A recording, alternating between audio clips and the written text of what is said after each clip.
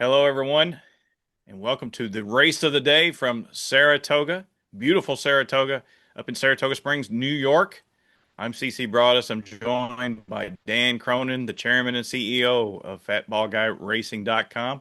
Hello, Dan. Welcome once again. How you doing? You ready to dive in here? I'm gonna tell you what, Saratoga is the one track I could probably watch every race and not place a single bet and be satisfied. I love the track that much, and the racing is always fantastic. So looking forward to once again soaking all the action up. It's one place where if you don't stick to your guns and stick to your rules, you'll be chasing money the whole meet, man. You like you said, you got to be able to pass races. You got to try to attack the ones you think are going to pay. And if you really like a horse, you got to bet on them. You can't just blow them in a pick five. So that's kind of the way I try to play. And I try to blast a pick three or a double in the sequence that I like. And then I pass a lot of those New York bred turf races. I end up passing a bunch of those because they're just impossible. Right. Just my opinion. Well, this Saturday is no different. This is a big card, really nice card, and it's capped off by our race of the week, the Belmont Derby, Grade One, 9 furlongs. This will be the last time I think that we'll ever see a Belmont Derby run at Saratoga, and it'll revert back to the new Belmont Park next summer, and they'll probably go back to a mile and a quarter. But this time it's going to be 9 furlongs, and we're going to I'm going to flash this up here. As I mentioned in one of the other videos, Dan has shelled out $355,000 so we can have a pace projector. And right here, the Belmont Derby, we've got it on the screen here. Dan, you can't see it, but the Belmont Derby, according to our pace projector, the one horse will be on the rail. He'll be on the lead and tackled by the 8 on the outside. Got a couple horses we're not really sure about. The Europeans 6 and 9 are right there in the middle. We've got a fair pace, it appears, according to this. Not too fast, not too slow. Goldilocks would love it. So, without further ado, let's talk about number one, Blackmail from the Mark Casse barn. Blackmail 12 to 1 on the morning line. Mark Casse, as I said, trains for Javier Castellano, last seen finishing second in the Pennine Ridge on Belmont Stakes weekend behind West End Kid. Dan, what about Blackmail? At 12 to 1, I can't knock anybody that would want to add him into a ticket. Um, my question is he's not going to go to the lead. He's going to have to stalk. Uh, can he outfinish the couple that I like? I don't think he can. The distance is a question with a lot of them. I think he's going to be one of those that sits in that pocket third or fourth and just when the real running begins, turning for home. I think he's going to fade out of it, but that's my opinion. Yeah, I'm in the same boat. I just don't think he's up to these yet in his career. He's had 7 starts. I mean, he is a stakes winner, albeit at Aqueduct. He won a listed stakes, but yeah, I think this is a step too far at this point. Maybe when he drops down in class a little bit. Number two is Botas, not Botox, but Botas for Miguel Clement, ridden by Manny Franco, who's ridden the horse in his last 3 starts. Also last seen in that same Pennine Ridge, finishing a half length behind Blackmail, and of course just about 2 lengths behind West End Kid. Had some trouble in that race as well, Dan. Yeah, I think he has to be in your top two or three horses. It's Miguel Clement. They shoot for this meet. I love the fact that he had one start over the course. Yeah, he got in a world of trouble that day. Could he turn the tables on West End Kid? That's a huge maybe. I'm not sure this one wants to go a mile and an eighth either, but at least I know he's going to drop back. He's going to make one run, and the Spaghetti Man should be able to work a trip a little bit better than he did last time. If you go watch that one, whoa, did he get in a world of trouble? So I don't think he'd have won anyway because the winner was much the best. But yeah, I think 10 to 1, you have to have an exactas tries. I'm either going to put this horse in some pick threes, some pick fives, stuff like that.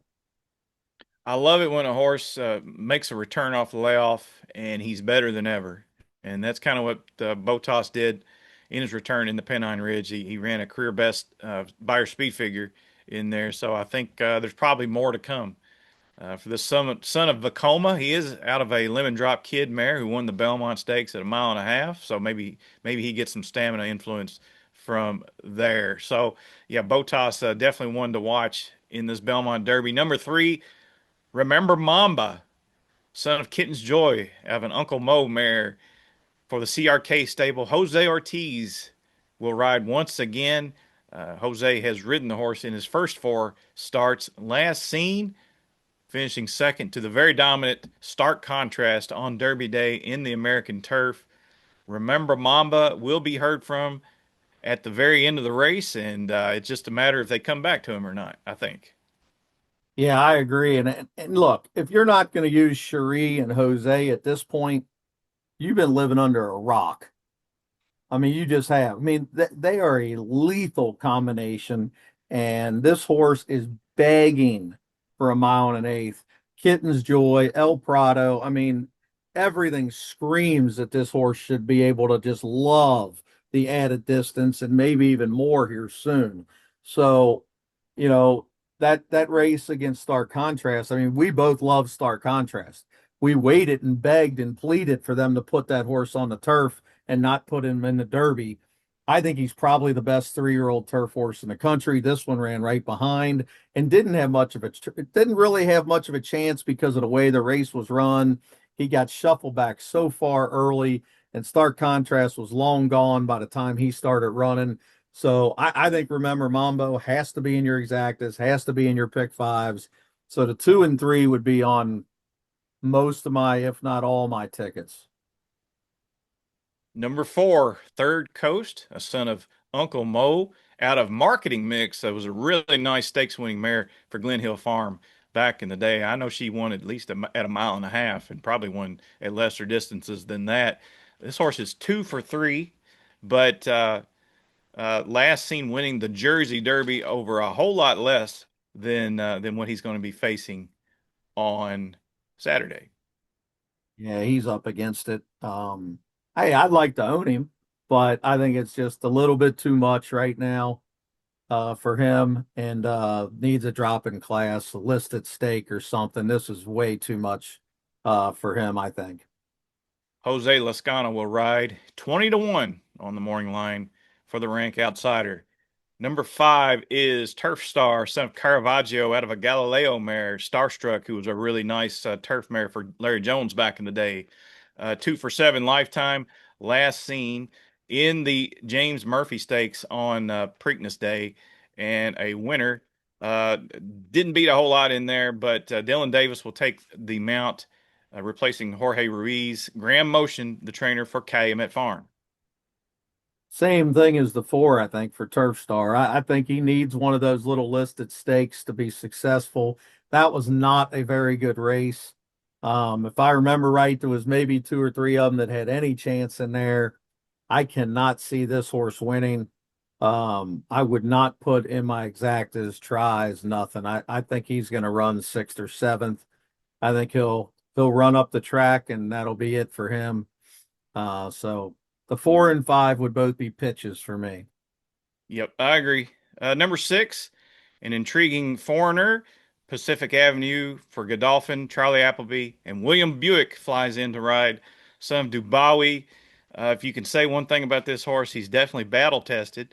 Last seen finishing third behind Breeders' Cup juvenile turf winner Stad in the Irish 2000 Guineas, going a mile. Uh, big gray horse, and if anything, he should be fit for this. Yeah, I mean that's the best thing I can say to him is he should be fit. I don't know if he wants this distance. Um, first try after 9 starts. It's a good Dolphin, so yeah, maybe the quality's there. It's Appleby, all that's great, but in my book, this horse should be 10 or 12 to 1. 6 to 1's too light for me to put into my tickets. But if I went to 4 or 5 horses, then yeah, I would put this horse in. I'm trying to stay in budgets for guys. And so the 6 would only be in if I was really expanding my ticket.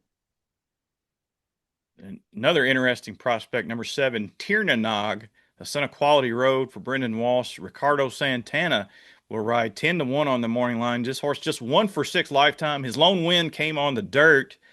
Opening day at Churchill Downs going a mile and a quarter. After that, though, he had some trouble in the start of the Ottoman Stakes and finished with a rush to get up for second behind Touch of Fire, who's also in the race as well. Interested to hear what you say about Tiernanog. Could you put him in your trifectas? Yes, because he is going to get the distance. He is going to come running late. He'll probably be picking up all the stragglers in the lane. I don't think he's a threat to win the race, but I would, if I was betting trifectas, I would make sure I had him underneath in the tries. I wouldn't use him in the pick fours or fives. I don't like that race at Churchill, so I'm kind of against everybody coming out of that race. Very interested to see if this horse would go on to Kentucky Downs. This horse looks like he's the type that can run all day. He could run in that Dueling Grounds Derby, that 3 million, or what is it called? It's called the Nashville Derby now, $3 million race. Be interested to see if they could go there instead and maybe pick off some of that big purse in Franklin. Number 8, West End Kid, the son of Twirling Candy for Will Walden. Tyler Gaffleone will be the rider. 3 to 1 on the morning line. 3 for 4 lifetime. He's won his last 3 races, including the Pennine Ridge on Belmont Stakes weekend. Nearly wire to wire. He was up on a pace on a surface that really favored front runners, it appeared. Yeah, but the question is, he's probably going to get the same trip. There's not a lot of speed in here. There's only two other ones that seem to be wanting to go near the front. Tyler's going to send him early the same way they did last time. He came out of the 10 hole and the 9 hole and was, basically on the lead in the Penny Ridge, or could have been all the way around if he wanted to be. And I think he's going to do the same thing. I think he's going to sit a length off and he's going to roll into the stretch in front. And, if he doesn't get the distance, then somebody could run him down. But he's going to be in front, I think, at the 8th pole, and somebody's going to have to come get him. Now, Botas could come get him for sure, and so could Remember Mamba. They're both dead closers that are both going to be rolling later. So I would have 2, 3, and 8 in most of my tickets. But I don't see how you could make a pick 4 or 5 ticket and not use West End Kid. There's horses in here that are going to be under 5 to 1 that I don't like, but he's one that I have to use. Number 9 is Title Roll, son of Too Darn Hot, a European stallion for Simon Crisford. I believe some of the Coolmore gang owns a piece of this horse. John Velasquez will be in to take the mount. 4 for 7 lifetime. This horse has been everywhere. He's been in Great Britain. He's been in the UAE. He won the Jumeirah 2000 Guineas. He's run at in Germany in his last start. He won the German 2000 Guineas.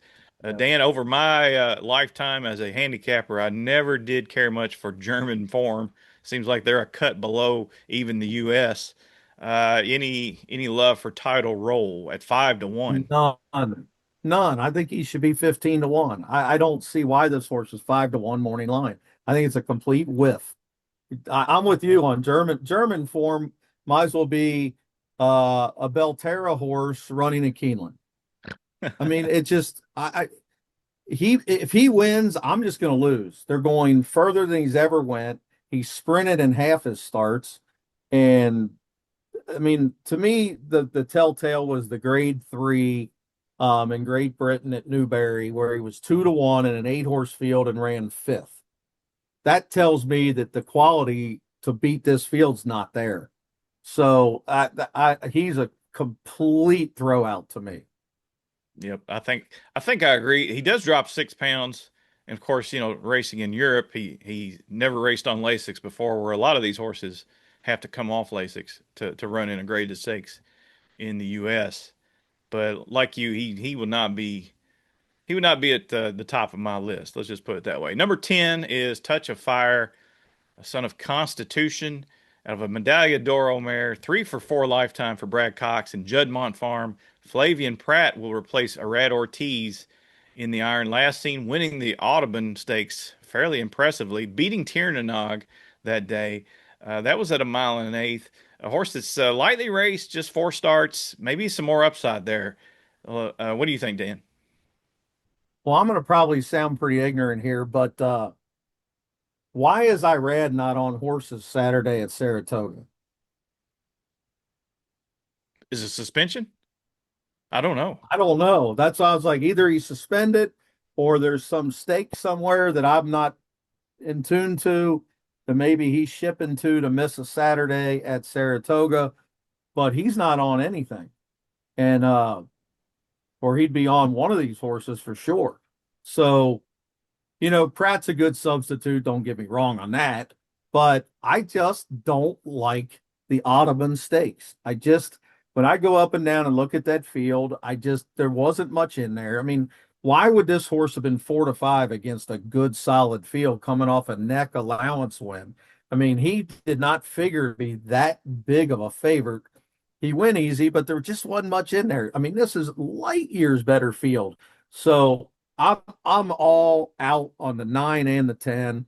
I'm going to try to get through this race with the 2, 3, and 8 West End Kid with Remember Mamba and Botas, and maybe use Pacific Avenue or Tiernagog underneath and tries or something. But I'm going to stick focused with the 2, 3, and 8 in my picks. Yeah, I think I'm in the same boat. I love number 3, Remember Mamba for Sherry DeVoe. I think this horse, the sky's the limit for this Son of Kitten's Joy. Number 2, Botas would be my second pick. And then West End Kid, who probably looks to control the pace. I like him in there as well. I think he's got a shot to steal the race. Keep an eye on the turf course. If it plays anything like it did Belmont weekend, I mean, obviously this horse is a force in there. So, all right, that's it for the Saratoga Derby. We want to thank everybody for listening. Make sure you like and subscribe to our channel. Always do that. Like I said before, I don't know why. I don't know if that does any good or not, but yeah, we appreciate it if you did. Leave a comment below. Who do you like in the Belmont Derby on Saturday? And before we go, Dan, tell us about one more time what's going on at fatballguyracing.com. Fatboxing.com. Go there and get your stuff. We're there to hold me. We're not one of them pop-up joints that come in out for just Saratoga. We are here year round, and CC is going to be doing Ellis Park and Scott out there at Del Mar, and I got Saratoga and also got Horseshoe Indy. So we're ready to roll. Okay. All right. That's all. Good luck this weekend. Have a great holiday weekend as well, and we'll see you next time.